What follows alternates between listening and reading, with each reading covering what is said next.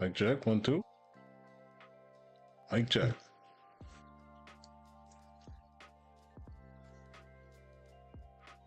Should be good. Good. Welcome. And thank you for choosing to spend some of your time with me. We have been doing pretty good. It's a pretty good weekend overall. Although there was some funny stuff, some funny drama business happening on the on our side of the world in terms of internet drama, but that is far beyond my scope. But it was as an outsider looking in, it was kind of, I guess, somewhat entertaining to watch. But either way, that's neither here nor there. Like I said, the main subject matter that they were arguing about was something that's definitely far beyond my scope. It has been something that has been brewing for years, to which I have not been paying attention. But anyway, race cars. So down here where I'm at, they had Formula One at Miami. So although I didn't get to watch, I did get to go down to where the Miami International Autodrome was to at least be able to hear some of the sounds going off around that stadium.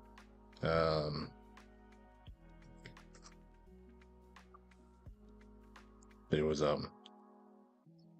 something else.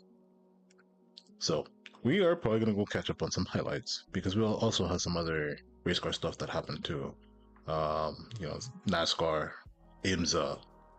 IMSA had the MX5 Cup as well as the Porsche Cup. The Porsche Cup actually also came down here too, so that was pretty awesome.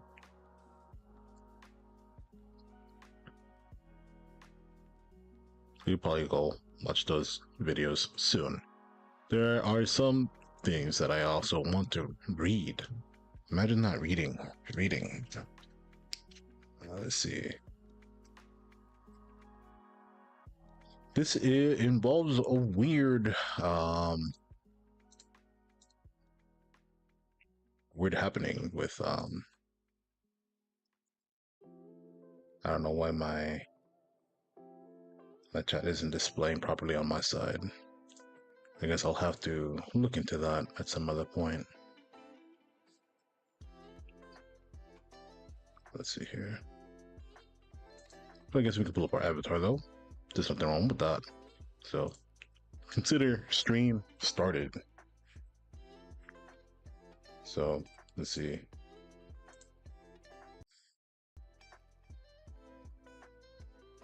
Let me go.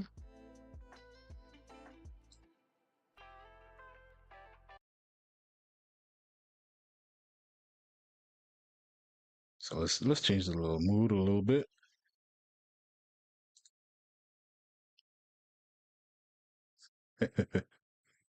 Hold on. Here we go. A good old school stuff right here.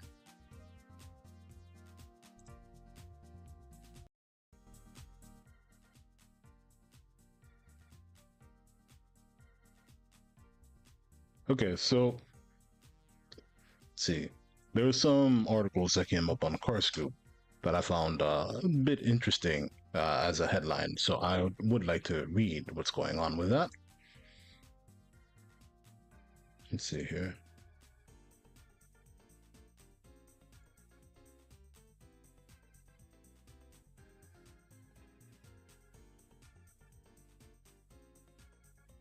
Here, you know, load up the.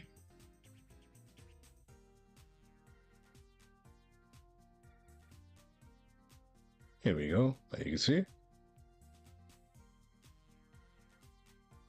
I think that should be fine. See how it looks on another screen. Whenever it pops on my side, I think that's fine. So New Jeep Compass embraces electrification with 375 horsepower to prove it. This is probably a plug-in hybrid, and it's also kind of funny and ironic because Dodge themselves, Chrysler as a whole, Chrysler, Dodge, Ram, Jeep, they're all an umbrella within an umbrella of Stellantis. Stellantis is one of the most powerful automotive groups in the world, second only by the Volkswagen Auto Group.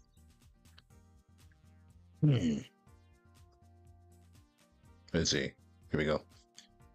Jeep will launch the Compass with mild hybrid, plug-in hybrid, and electric powertrains. So we did call that right. The new compact SUV will go on sale in Europe this fall, but its US launch may be delayed.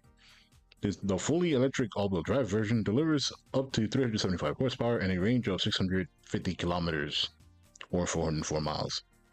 That's pretty good. Pretty good. Those are estimates though.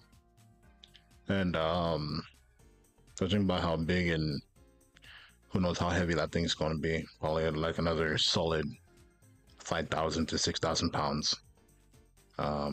And it's a giant block.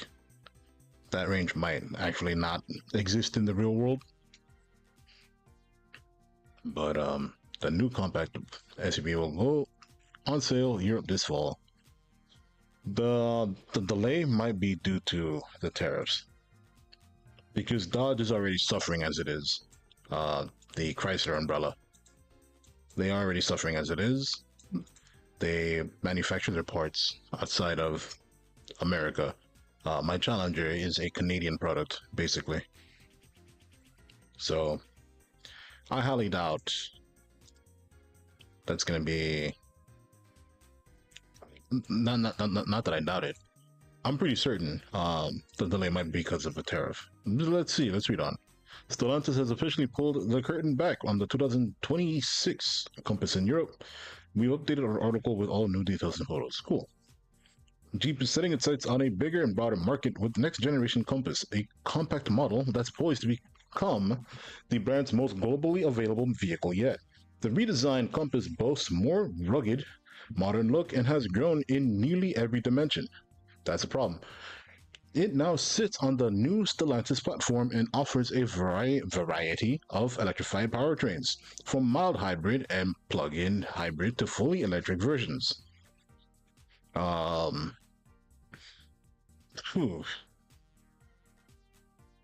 The reason why that's a problem is because we need to stop with the bigger vehicle thing. It's such a huge problem here in America, and I don't know if how Europe is gonna feel about that, about having slightly bigger vehicle. But the Compass itself has always been a generally small vehicle, so I can't expect the car gaining massive size. I just don't see it personally. Let's see here. Oh. Excuse me. Let's see. The redesign, yeah, we read that. On the outside, the new Compass adopts a more chiseled appearance. It takes on design cues from both its smaller sibling, the Euromarket Avenger, and the larger Wagoneer S, sporting sharp fenders, crisp LED lights, and a ultra-slim front intakes. The SUV's stance is enhanced by boxy wheel arches and generous plastic cladding. Shorter front and rear overhangs give the Compass a more nimble, agile appearance, particularly when compared to its predecessor. I don't know why. I mean, yeah, I do know why. They're trying to make it look as good as possible because they want people to buy it. Like, despite some people not even being interested in cars, they want something nice if they're going to have it at all.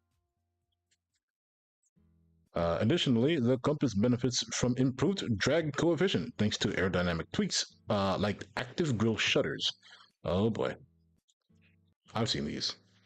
So, active grille shutters are cool, but they don't.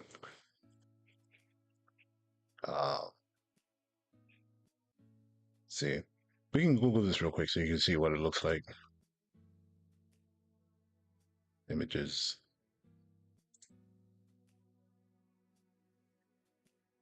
So there could be a problem here within the design. So like a window shutter, like a literal window shutter. Um, so there could be a flaw where they could potentially break, and you won't know ever if it's either stuck open or stuck closed because unless they actually make a code for it in the dash that tells you something's wrong and they want you to take it back to the the dealer to get it fixed. They're always going to tell you to go back to the dealer, but you could probably get that checked out in any mechanic that you trust that can diagnose codes. So, but most likely case, like we're talking Chrysler here, they are very they're never up to date with their tech. Let's be real. But they are getting all this extra new stuff from probably shared alpha platforms. Um, as we know, Jeep is nothing more than a freaking Fiat, especially the Compass. So, um, hmm. The car is definitely not engineered by Americans. That's all I'm saying. But it's just something that Jeep needed to to probably bolster their lineup when it comes to like the whole electrification front, because who knows how long that's going to last, and even though how long it's going to take for these companies to recognize the new advantage that they got from the revisement of CAFE, or corporate average fuel economy for short, for what it actually means. So let's see here.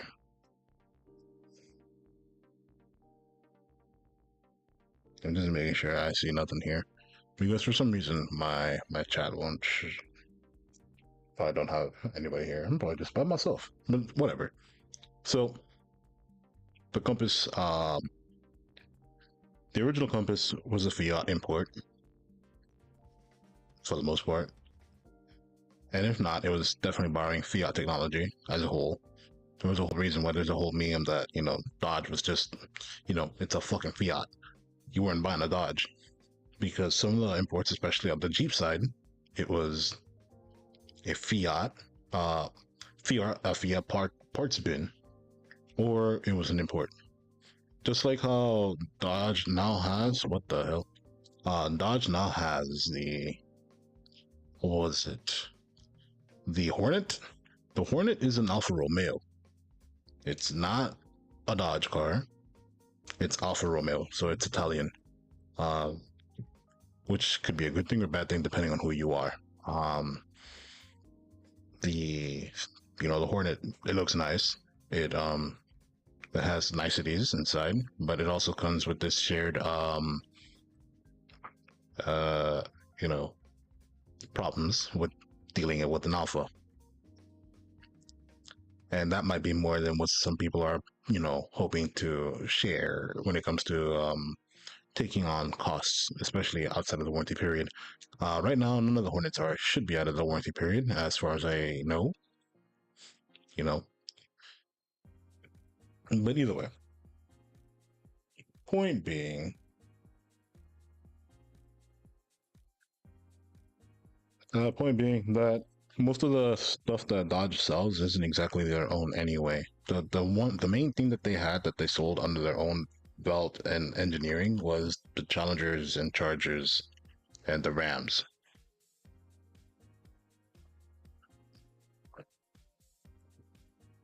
Challenger, Charger, Ram, the Pacifica slash Caravan, and what was it? Like we asked the Neon a long time ago. We haven't had a front wheel drive car besides the Caravan, huh? So Dodge hasn't had a small car, period, for a long time since the Neon, and the Neon died a long time ago. and that's pretty much it. Anything else would be upgraded. Like the Charger would be upgraded to the 300C because it looks nicer with slightly more luxury components to it. And the Pacifica for the same thing. Like Pacifica is basically a fully loaded caravan.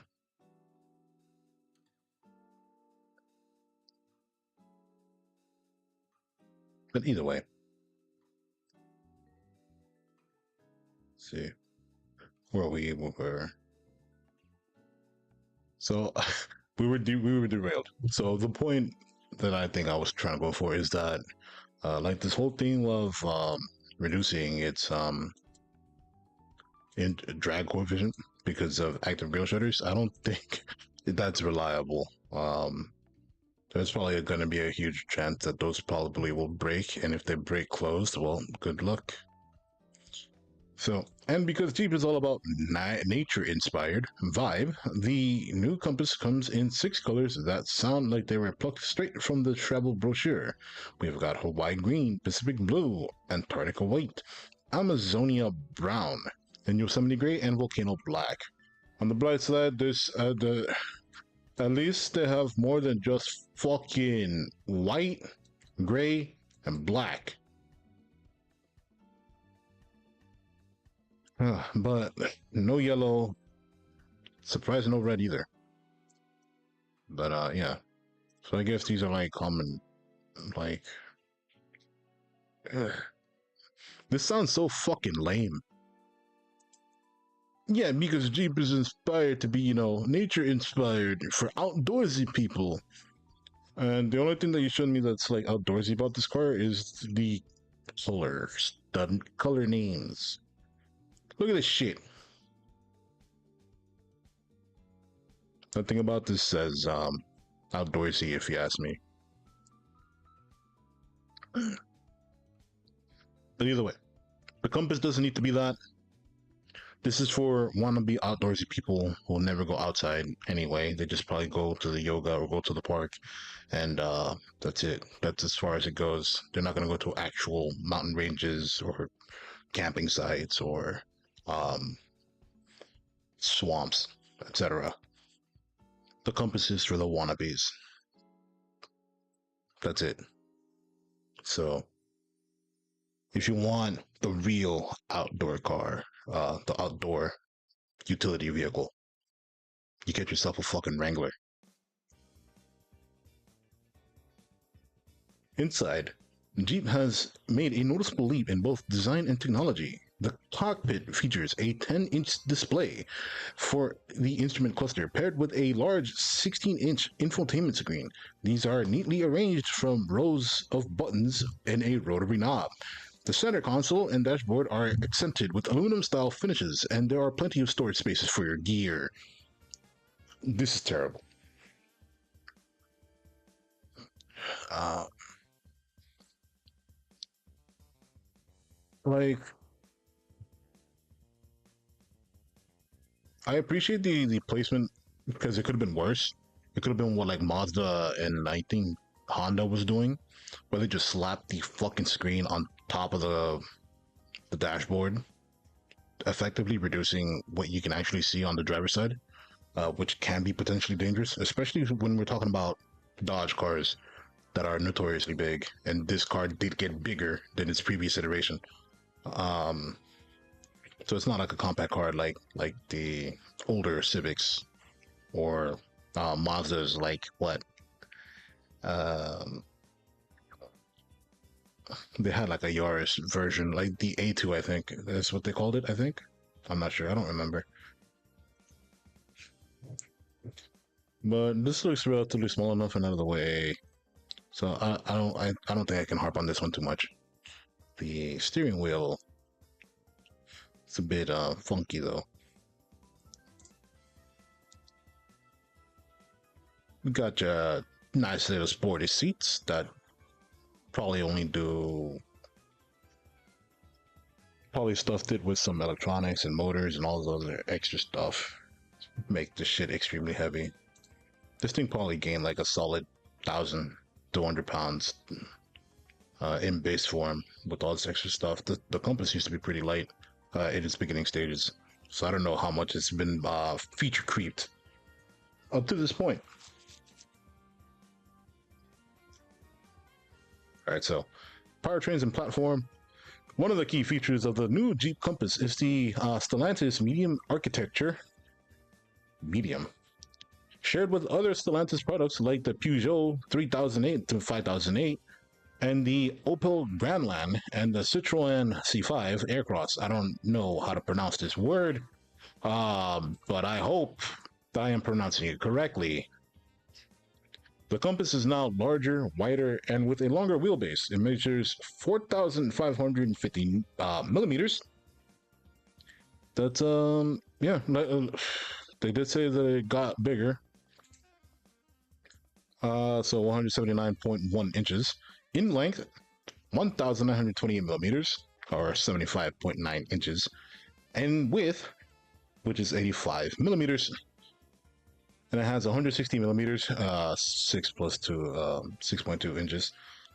Longer wheelbase at 2,795 millimeters, or 110 inches.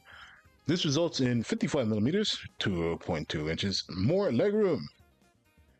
All that just to give you 2 more inches of room. Which, yeah, sure, it could mean a lot in the lot, for taller people, I guess. A 34-liter, 1.2 cubic feet front interior storage compartment and a 45-liter, 1.6 cubic feet increase in boot capacity, now topping out at 550 liters or 20 cubic feet. All this crap just to say, hey, we made this thing a lot bigger than it used to be. Bro, this fucking sucks.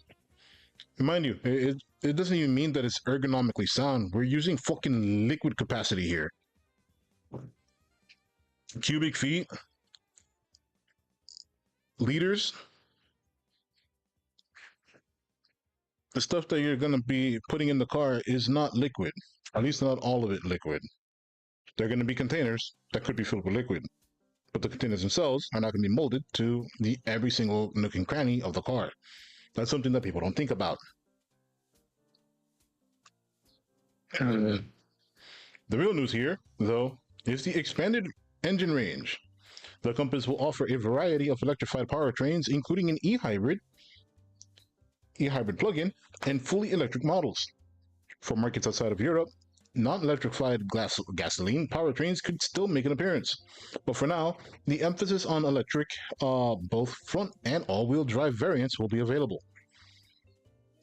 At launch in Europe, customers will have a choice of 145 horsepower, 48-volt hybrid, 195 horsepower hybrid plug-in, or 3 fully electric models. The electric options range from 213 horsepower front-wheel drive version up to a beefy 375 horsepower in the all-wheel drive version. To achieve that output in the all-wheel drive model, Jeep has developed a new, more powerful rear electric motor, specifically designed for the Compass, offering an additional 490 kilowatt of peak power and up to 232 newton meters of torque. Bro,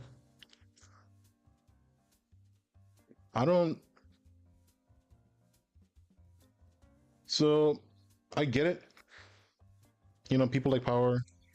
You have more power to do stuff, sure, whatever. But let's be real. The people that would be interested in this car aren't buying it because, ooh, it can freaking go 0 to 60 in 4 seconds.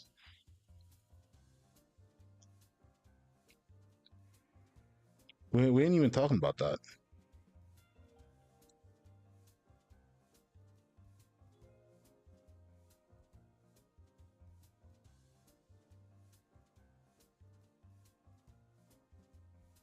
There's something that is to be said.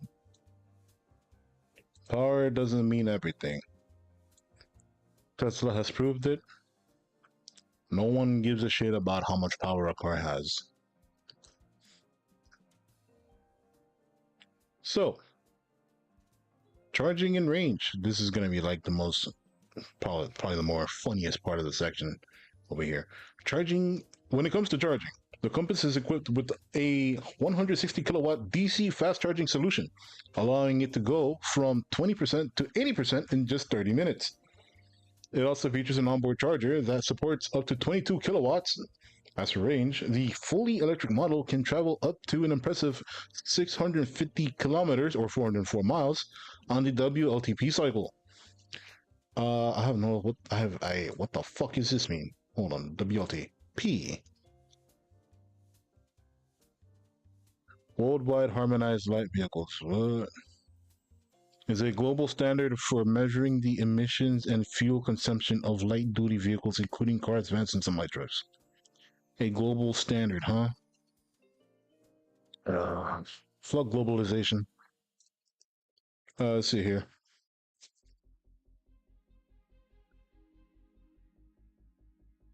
So, this is just their general idea. 404 miles is perhaps the cap, which definitely is cap. This is probably not gonna get to like 75% of that of this value, especially if the shutters break. Yo, Trent, how you doing? I guess chat is not loading. I don't know. My bad. I just noticed that you crawled in here.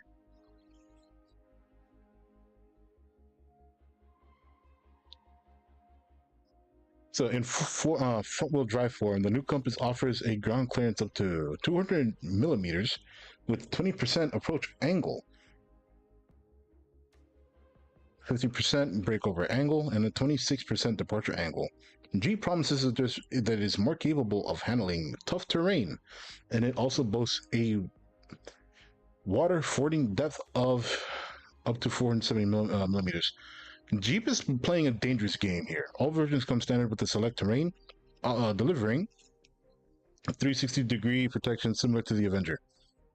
You're talking about EVs here, and you want them to go through tough terrain, which could potentially damage the battery pack that might be at the bottom of the freaking Jeep, right?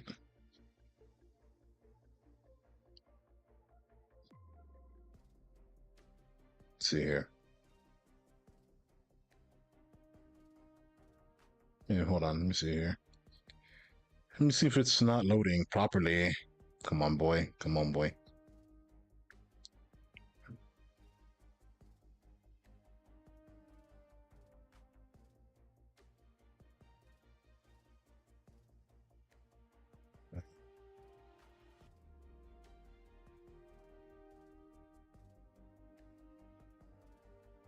I wonder if I was gonna have to make a new one. We could probably go. Let me see here. Let's go to our live. Let's go check ourselves out real quick. I'm gonna take a detour.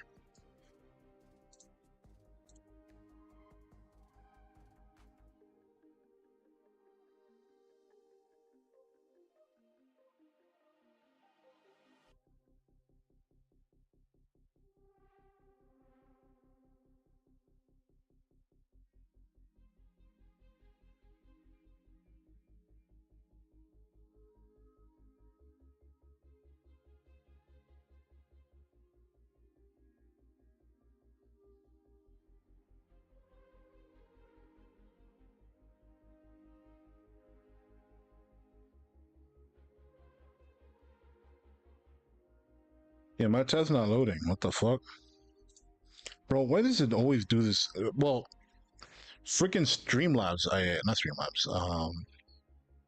What was it? Stream Elements did a update recently, so I probably gotta go fix all that stuff later.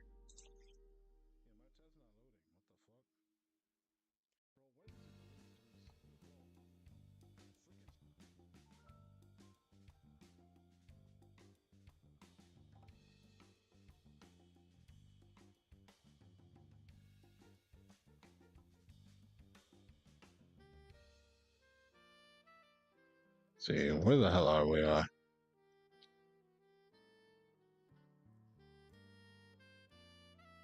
Review: Jeep Avenger proves ICE and manual combo can still be compelling.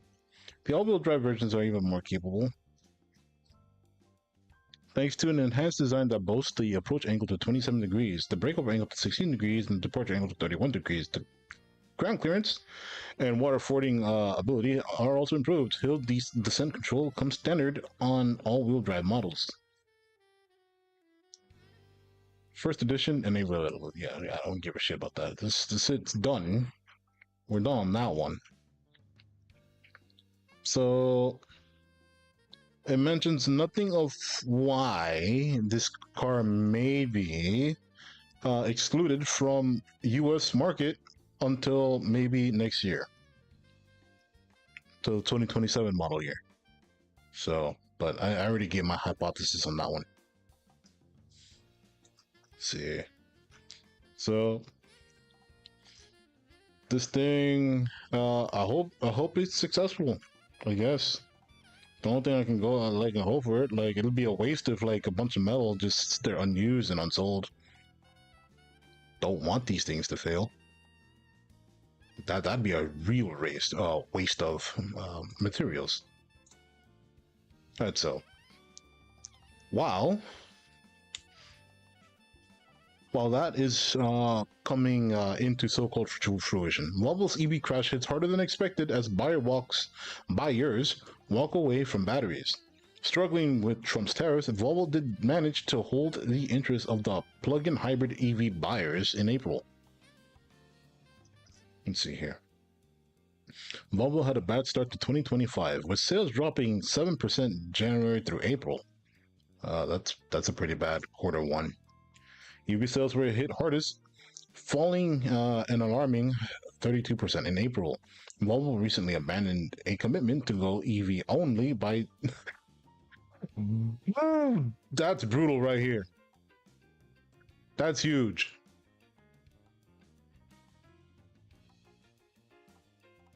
That's huge. Volvo abandoned the commitment to go EV only. They shouldn't be going EV only. Especially not with their freaking trucks. Do people forget what Volvo also makes? They make freight trucks, big semis. They're in that business too. You tell me they're gonna go full EV only? Maybe if they figure out how to make a better semi than the Tesla semi, then they have a chance. But right now, that's not looking too hot. Anyway, and as we all know, the Tesla semi fucking failed. Last September, Volvo rode back from its previous pledge to go all electric by 2030, and now, 8 months later, that looks like a very smart move. The Geely-owned automaker just announced its latest sales figures, and they show registrations of fully electric Volvo vehicles fell by almost 1/3. Losing your shit by like 33% is pretty bad. I just realized this thing's still on. Hold on. Get rid of this chat.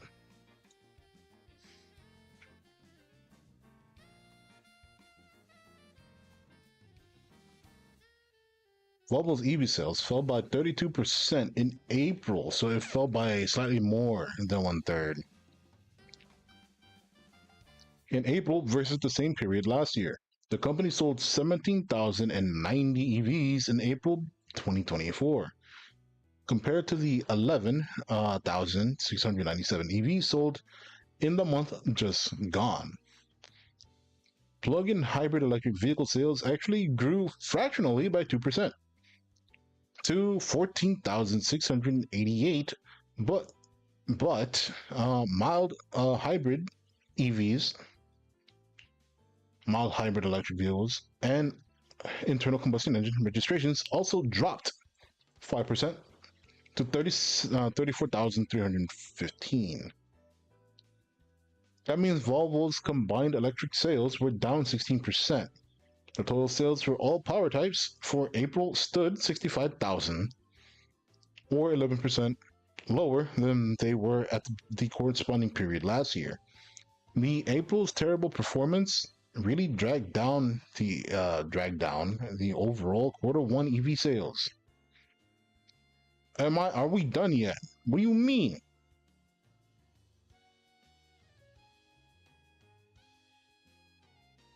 Either way. Yeah, it sounds like EVs are having a freaking hard time, in Volvo's case. I already know where Tesla's at. Tesla's in the fucking shitter. Uh, as they deserved. I've been a hater of Tesla for like a long ass time. But it is a shame that they're getting destroyed for completely different reasons and nothing which are economical compared to Volvo. Volvo is getting hit hard um just by sales. Let's see all these fucking numbers. Volvo's looking to address the issue and is planning to build a second model, probably the X660 XC90. We are currently talking about how Volvo, the EV side of Volvo, is taking a huge hit. Volvo decided not to go fully electric. They had an initial plan to go fully electric by 2030. And it's also kind of ironic because Volvo also produces a lot of semi trucks, which are still gas powered. So, and it's just some funny stuff. Let's see here. So I already read up on the new Jeep coming out. Just kind of funny stuff. So let me see here. I'm gonna go to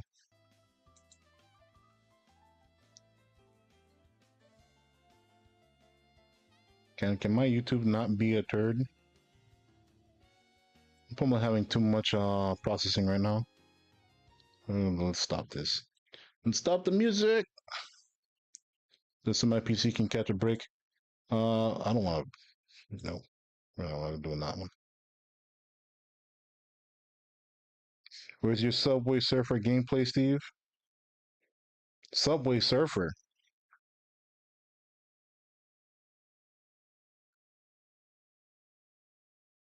Let's see here. Where's my watch later list?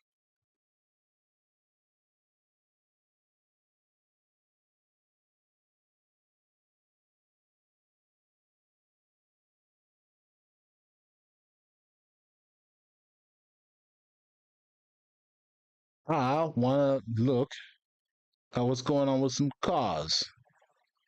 Some fast cars. 38 drivers address themselves. Let's see what's going on here. The Cup Series at Texas Motor Speedway highlights. We're gonna go back to Kingdom Hearts tomorrow. Not tomorrow. Thursday. Man, I just want to talk my head off.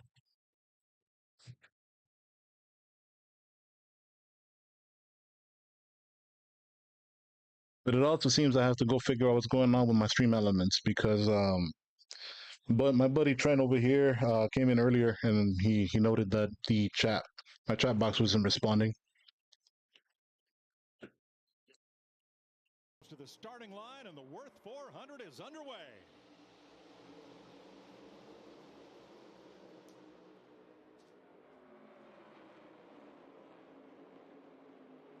You worth 400? Well, Carson Hocevar looks like he has spit out the bit. He has had the fastest lap on track. You out here calling me a nerd? What type of person plays Rust? Nerd. Every lap of this race, including the fastest lap of the race. Jamie, is there any holding him back? I love what you said there. He's a young colt. He's leading this race for the first time. I'm listening to his radio, and they're just telling him, What's up, Green? You know, he ran What's up? on Friday night, and that really allowed him to know what to expect with this track and how it's going to change. Right now, really happy with the race car and the speed that he has, Regan.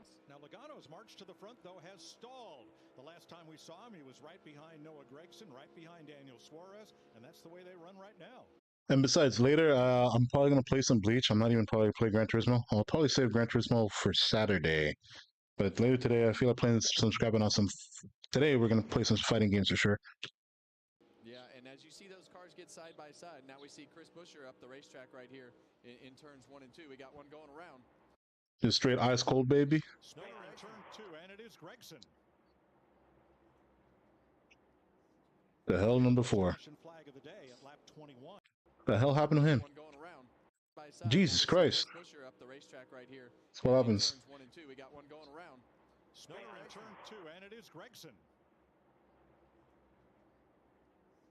And that'll be Man, the first caution flag he held today. that shit for a while.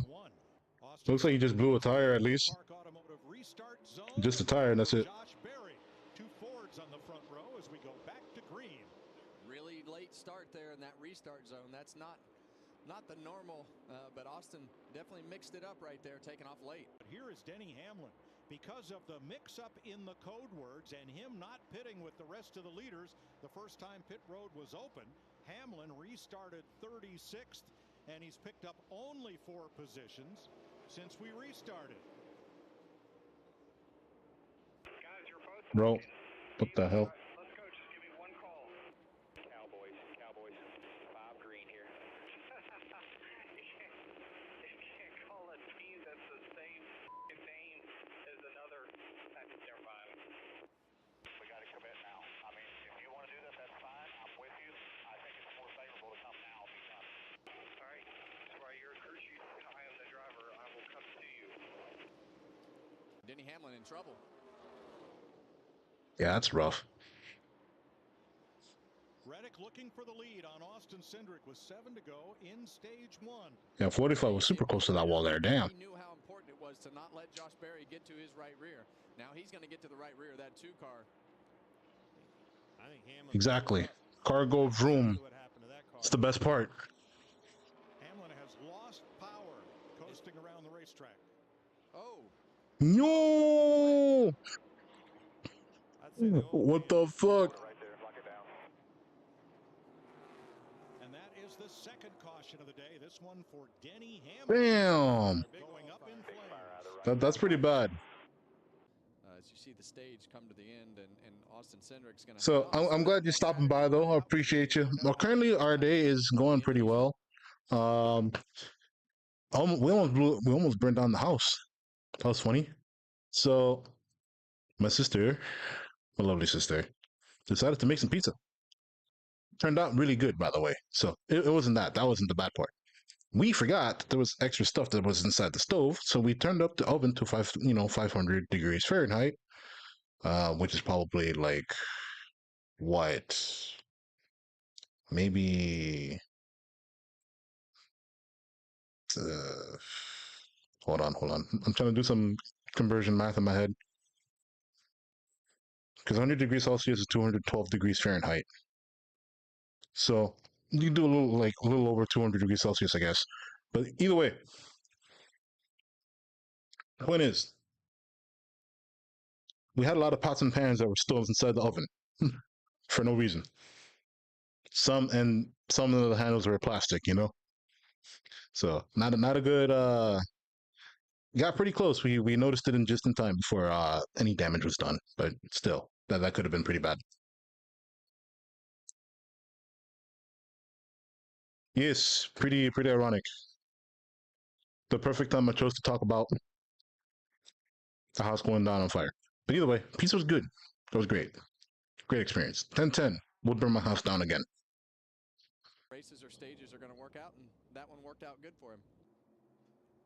Safety violation on the number 20. He'll also start in the back as we are back to green. Yeah, we see a great start there by Josh Berry. Actually, see Kyle Larson. Yeah, we'll be careful next time. Don't worry. We know better. A lot of speedy dry down there on the bottom.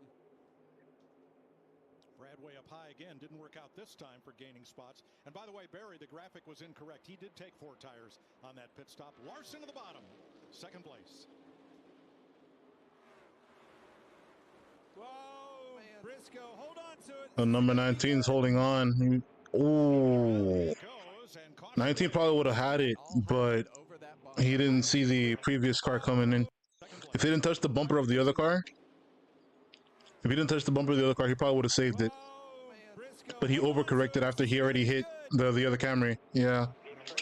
Damn. And that all happened over that bump. The higher you go up the racetrack, he was the Bro, I swear, you can't even get a lap in NASCAR these days without something stupid happening.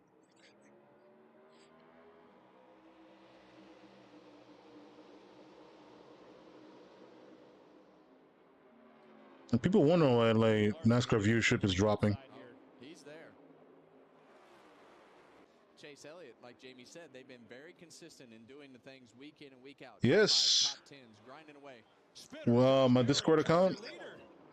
I'll DM you that. We were expecting green flag pit stops, but that won't be necessary. That We're under lapper caution. was trying to pass that lapper running high on the racetrack. I think he got into that bump again, just like we saw the last caution with Briscoe, Kevin. We'll have to see. Well, it's going to be important See you, to hold tough right here on the start of this race and keep that track position. The more he goes back and gets mired in traffic, the harder it'll be. Well, he did his first job right. He got a great restart and a great launch right there, but now you're going to see the effects. Four wide. We're in the way. We're in the way, Kevin. And that's what you don't want to see when you have those old tires, is everybody go around you in the first corner, because now you just don't want to get around. What's going to happen right here is Kyle Larson's going to say, okay. There it is. 140 of 267. So lap 140. Little mirror driving. And then Tyler Reddick says, okay, well, you're going to run that line. I'm going to switch. So now that cat and mouse game begins of where are you going to go, getting in the corner. This is classic NASCAR stuff right here. Getting in the corner, and he sees him not go high, so he pulled down low. The super draft. Takes as much air away from the front of that 45 car as possible. Oh man. That's Chris Buescher. Oh, blew a tire. Rear tire's flat.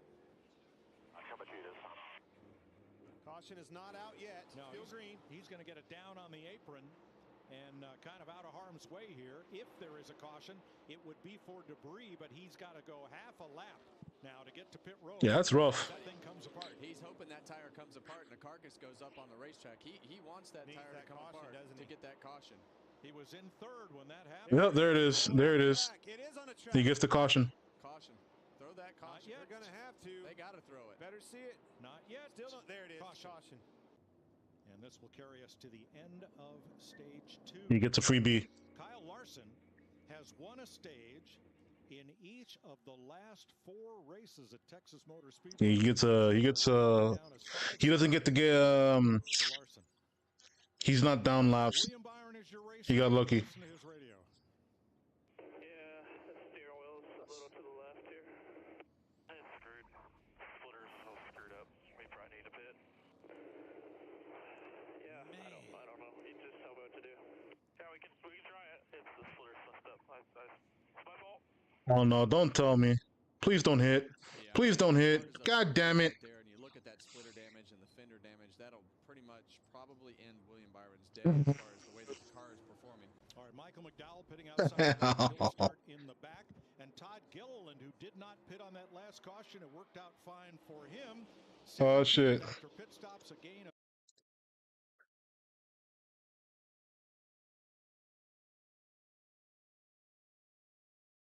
Stream died.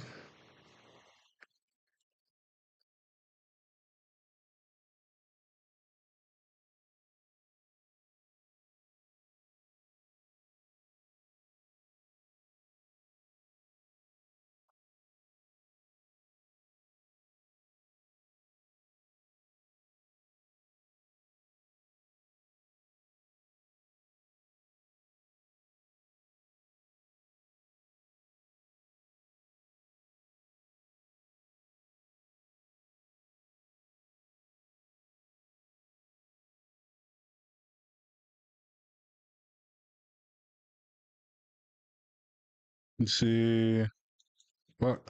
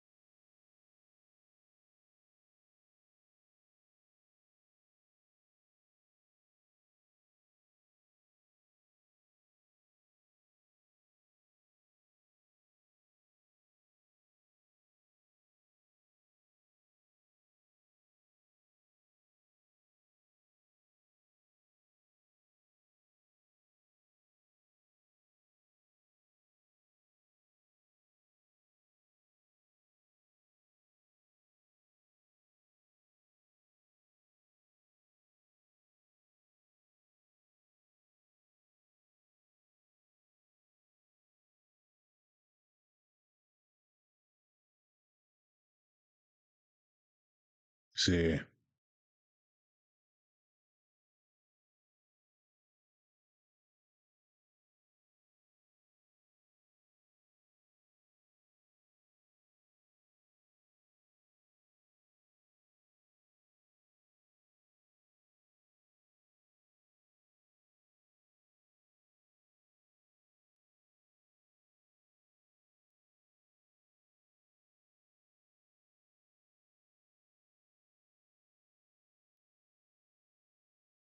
See.